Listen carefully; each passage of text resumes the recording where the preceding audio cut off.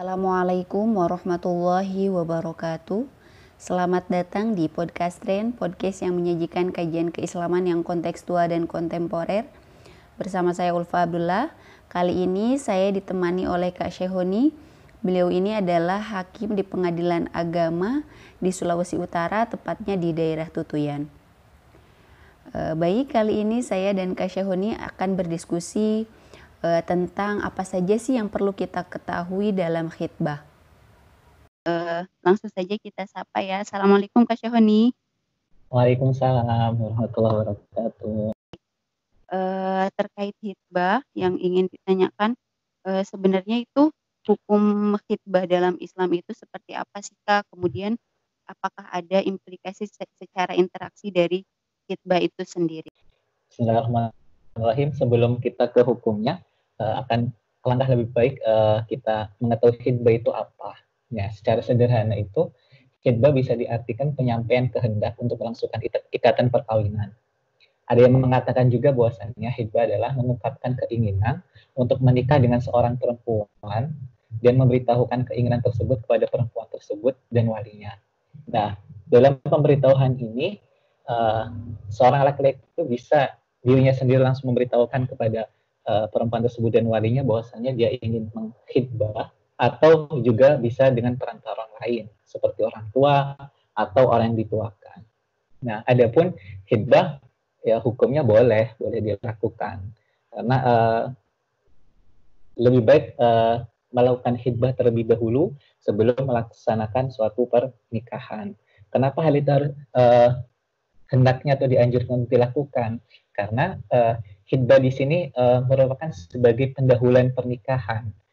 Di sini digunakan sebagai cara bagi misal perempuan dan laki-laki ini untuk saling mengenal di antara satu sama lain, di antara keduanya ini, terus untuk mengenal bagaimana sih tabiat atau akhlak dan kecenderungan masing-masing dari keduanya.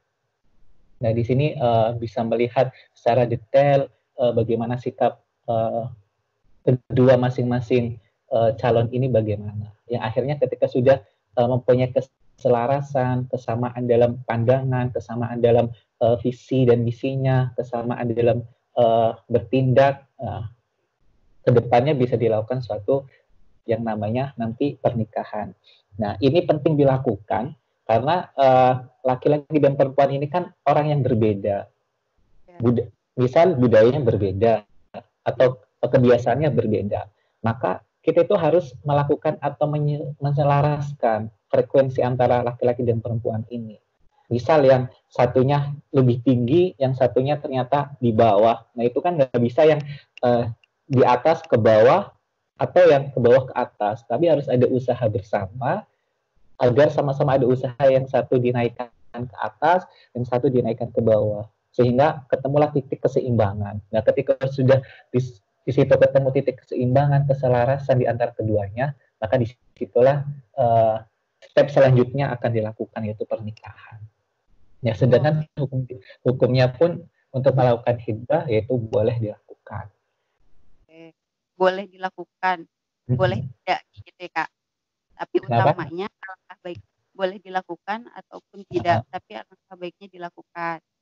Alangkah baiknya dilakukan karena kita itu mau melangsungkan suatu pernikahan, di mana kan pernikahan itu tidak temporal, tidak untuk batas waktu tertentu, maksudnya untuk setahun atau 2 tahun. Tapi pernikahan itu adalah untuk waktu yang jangka panjang selamanya, kalau bisa sampai akhir hayat, sampai salah satunya meninggal. Nah, itulah yang nanti yang diinginkan dalam pernikahan. Nah, makanya kenapa dianjurkan untuk khitbah atau untuk peminangan atau lamaran. Nah, di sini karena mereka itu ada dorongan yang sangat kuat untuk menciptakan pernikahan di atas asas yang paling kokoh dan prinsip yang paling kuat agar tercipta sebuah tujuan yang baik, yaitu apa? Kelanggengan, kebahagiaan, keluarga yang damai, kecintaan, atau kita bisa sebut sakinah, mawaddah, warahmah tersebut. Nah, makanya diperlukannya yang namanya khitbah ini. Kemudian ini Kak, ada nggak sih kriteria khusus perempuan yang akan kita khitbah? siapa sih yang boleh kita perempuan seperti apa yang akan kita hibah. Nah, kita bisa lihat ada hadis yang mengatakan tungkahul mar'atu li arba limaliha wali hasabiha wali jamaliha wali diniha fatfa bidatin taribat yadak, di mana perempuan itu dinikahi karena 4 hal, karena hartanya, karena keturunannya, karena kecantikannya, dan karena agamanya. Nah, tetapi di sini terakhir dikatakan dalam hadisnya fatfa bidatin taribat yadak, bahwasanya maka pilihlah perempuan tersebut karena agama. Jika tidak, kalian akan merasakan kerugian atau kefakiran.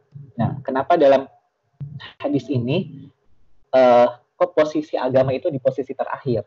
Kita bisa melihat keinginan seorang laki-laki atau siapa manusia itu ketika mencari suatu pasangan, pasti dia akan lebih memilih, yaitu yang pertama kaya atau tidak, terus keturunannya seperti apa, kecantikannya seperti apa, cantik atau tidak. Dan biasanya untuk hal agama itu kita itu menyepelekan atau menomor berapa untuk urutan paling akhir. Nah, maka dalam hadis ini ditekankan bahwasanya kalau dipilih karena agamanya, maka kamu akan merasakan suatu hal yang indah. Karena ketika kita memilih karena hartanya, harta itu akan hilang atau akan bisa aja besok dia mengalami kerugian atau apa.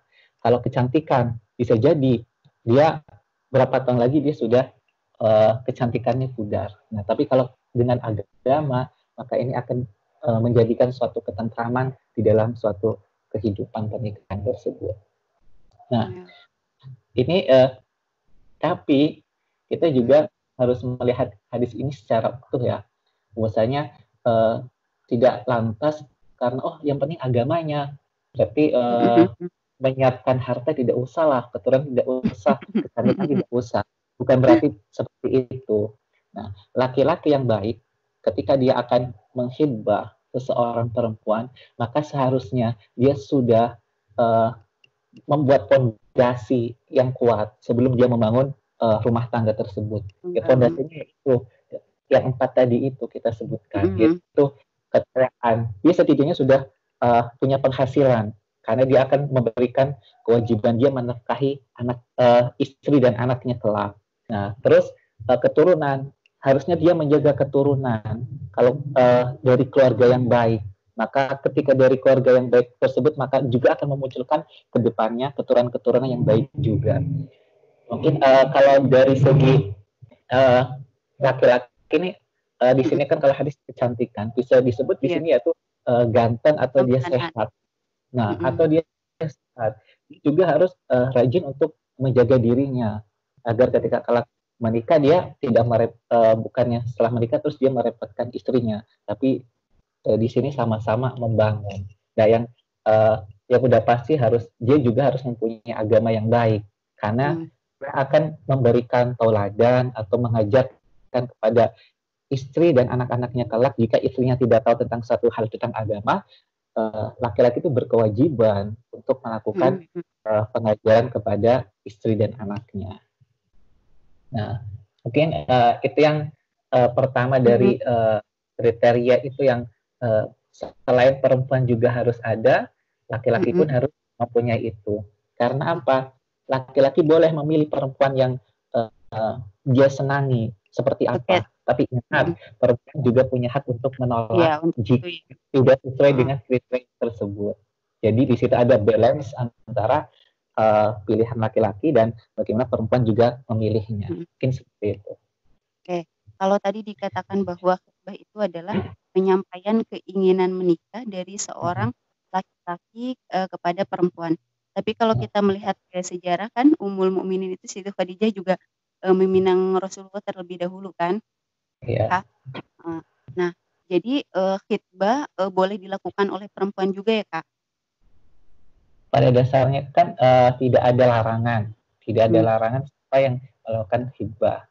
Ya. Jadi ketika perempuan yang melakukan hibah tidak ada masalah, selagi tetap kita sesuai dengan koridor atau kriteria-kriteria tadi, tetap kita kedepankan, tidak ada masalah. Namun kita bisa dilihat di masyarakat atau budaya di masyarakat itu seperti apa, kebanyakan seperti apa. Kalau di Indonesia kan kebanyakan eh, laki-laki yang menghibah perempuan karena tradisinya seperti itu. Iya. Walaupun kalau misalnya ada uh, perempuan yang menghibah laki-laki tidak ada masalah selagi tidak menyalahi syariat seperti itu. Oke. Oke, Kak Syahoni, terima kasih jawabannya jelas sekali. Kemudian untuk pertanyaan selanjutnya, saya ingin bertanya terkait siapa saja perempuan yang boleh dihitbah dan tidak boleh dihitbah. Baik, pada dasarnya perempuan yang boleh dihitbah itu yang seperti apa atau siapa saja sih yang boleh dihitbah? Yang pertama, perempuan yang tidak diharamkan oleh syariat untuk dinikahi. Bahwasanya semua perempuan yang secara syariat tidak boleh tidak dilarang untuk dinikahi, maka itu boleh untuk dihibah. Namun dalam kondisi tertentu, perempuan yang tidak diharamkan oleh syariat untuk dinikahi itu tetap juga tidak boleh dihibah jika dia sedang dalam talak raj'i. Nah, ketika dia dalam talak raj'i, dia tidak boleh dipinang atau dihibah oleh orang lain. Kita harus menunggu sampai dia selesai iddahnya tersebut, baru kita boleh melakukan hibah terhadap perempuan tersebut. Yang kedua, yang dibolehkan itu perempuan yang boleh dihibah itu yaitu yang kedua, perempuan itu tidak ada dalam hibah orang lain. Nah, di sini disebutkan ketika seorang perempuan itu sudah dihibah oleh orang lain, maka orang laki-laki lain itu tidak boleh menghibah perempuan tersebut. Nah, sebagaimana ada hadis yang mengatakan la yakhdubu ala khidbati akhihi hatta yatrukal khatibu qablahu aw ya'danu lahul khatib. Nah, di sini bahwasannya dikatakan tidak boleh menghibah perempuan yang sudah dihibah oleh saudaranya sampai si laki-laki pertama itu sudah selesai dengan hibahnya tersebut, atau si laki-laki yang pertama itu mengizinkan orang tersebut untuk menghibah perempuan tersebut. Nah, kenapa di sini sampai dikatakan kita tidak boleh menghibah perempuan yang sudah dihibah oleh saudara kita atau orang lain? Itu semata-mata untuk menjaga hubungan baik antara sesama. Takutnya ketika yang laki-laki pertama menghibah belum selesai, sudah lagi dihibah oleh laki-laki lain, laki-laki yang kedua ini. Tapi yang diterima akhirnya laki-laki yang kedua. Ini kan nanti menimbulkan suatu perpecahan, perselisihan, sakit hati. Nah, untuk mencegah itu semua, maka lebih baik ketika ada yang sudah menghibah, kalau kita memang benar-benar mau menghibah perempuan yang sama itu, kita tunggu terlebih dahulu. Oke. Oke. Pertanyaan terakhir nih, Kak Sayoni, terkait i'lan. Nah, kalau nikah kan harus di-i'lan. Kalau khitbah itu sebaiknya di-i'lan apa enggak sih, Kak? Nah, kalau kita bisa melihat tergantung konteks ya. Kita bisa melihat ketika kalau dikatakan ulama-ulama terdahulu itu mengatakan bahwasanya kalau khitbah itu jangan dikabarkan terlebih dahulu karena dikhawatirkan akan menimbulkan suatu kemadharatan. Nah, itu kan barangkali ketika sudah dihitbah nanti ada terjadi apa-apa pada perempuan tersebut seperti itu. Nah, kalau dalam konteks sekarang ya kita lihat dampaknya, adakah dampak yang negatif terhadap kita mengumumkan suatu khitbah tersebut atau tidak. Nah, kalau kita lihat dengan hadis yang tadi, bahwasanya agar kita mengumumkan itu agar tidak ada laki-laki lain yang ingin menghibah perempuan yang sedang kita hibah, kalau menurut saya tidak ada masalah. Tidak ada ayat ataupun hadis yang melarang bahwasanya mengumumkan khitbah itu tidak boleh. Nah, selagi tidak ada larangan itu, jadi kita lihat juga dari dampak ketika kita memberikan pengumuman tersebut, pengumuman khitbah tersebut. Kalau dampaknya bagus atau dampaknya lebih kemaslahatannya lebih baik, lebih banyak, kenapa tidak kita umumkan? Ini kan hanya mengumumkan bahwasanya perempuan ini sudah dihibah oleh si A. Nah, ini kan bisa jadi ketika ada orang lain yang ingin menghibah, oh sudah dalam khidbah orang lain, ya udah saya akan tunggu dulu. Ya, beda dengan kita tidak Mm. memberikan atau Memberitahu. mengabarkan, Mm-mm. mengabarkan sudah dikhidbah, oh, nanti akan ini sudah dikhidbah, akan lagi datang laki-laki menghidbah. Akhirnya kan Mm. banyak orang yang akan menghidbah. Nah, akhirnya di sini kan nanti ketika ada salah satu yang tidak diterima, nanti akan menimbulkan suatu sakit hati Mm. atau menimbulkan suatu kebencian atau kedengkian. Nah, daripada itu terjadi, lebih baik kita menghindari kemadorotan tersebut. Maka sah-sah saja ketika ingin diumumkan. Tapi bahwasannya ketika kita mengumumkan khidbah tersebut, bukan Mm-mm. berarti dia sudah milik dia sepenuhnya ya. Ya, Biasanya kan ini terkait interaksinya ya Kak. nah, Oh, terkait interaksi mm. terkait interaksi ketika perempuan yang sudah dikhidbah oleh laki-laki itu seperti apa sih? Mm-mm. Interaksinya dia tidak boleh melihat kepada perempuan melainkan sebatas dengan yang Mm. diperbolehkan oleh syariat, yaitu apa? Wajah dan telapak tangan. Nah, ya. Nah, itu yang bisa dilihat oleh laki-laki terhadap perempuan yang Mm-mm. sudah dikhidbah. Dia tidak bisa berdua-duaan atau berkholwat. Dia tidak boleh ya pokoknya di dalam ruangan yang sepi berduaan dia tidak boleh karena Mm-mm. status dia tidak masih belum ada ikatan pernikahan. Mm. Dia konsekuensi hukum untuk seperti pernikahan dia belum ada karena dia hanya sebatas baru ingin uh, saya ingin menikahi dia. Nah, Mm-mm. dengan khidbah itu agar dia mengetahui watak, tabiat, Mm. dan perilaku dia, kebiasaan dia seperti apa. Jadi ketika dia bertemu pun harus ada orang lain yang ada di situ, Harus ada yang menemani. saudaranya, ada yang menemani. Mm-mm. Misal dia ingin melihat perempuan itu secara fisiknya seperti apa, ya dia tidak boleh melihat. Dia bisa mengutus saudara yang perempuan untuk menemui dia, untuk Mm. bertanya-tanya kepada dia, bagaimana kepribadiannya dia. Oh ya Kak Syehoni, terakhir dong, ada nggak pesan khusus buat teman-teman yang akan melangsungkan khidbah? Jadi di sini saya ingin mengatakan bahwasannya Mm. jangan sekali-kali ketika kita belum siap secara finansial, secara lahir atau agama, dia mau meminang perempuan. Nah, di situ akan ketika dia belum siap secara finansial, secara agama dia kurang, dia uh, tidak menyiapkan itu, tapi dia dengan nekat untuk Mm. melamar perempuan yang akhirnya nanti menikahi. Nah, di sini harus kita berpikir bahwasannya akan dikasih apa ke depan. Nah, ketika si perempuan ini dinikahi sama orang yang tidak mempunyai secara finansial belum ada, terus secara agama juga jelek. Nah, ini akan menimbulkan suatu kemadorotan.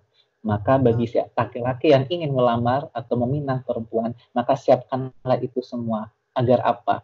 Orang yang agamanya baik, pasti dia Mm. tidak akan mau menelantarkan perempuan yang atau istri nanti yang akan dinikahi, atau dia tidak akan meninggalkan kewajiban-kewajibannya dia. Ini kalau orang yang mempunyai agamanya baik. Nah, maka orang yang mempunyai agamanya baik, pasti dia akan berpikir untuk bagaimana dia akan menyiapkan finansial-finansial itu agar memenuhi kebutuhan rumah tangganya kelak.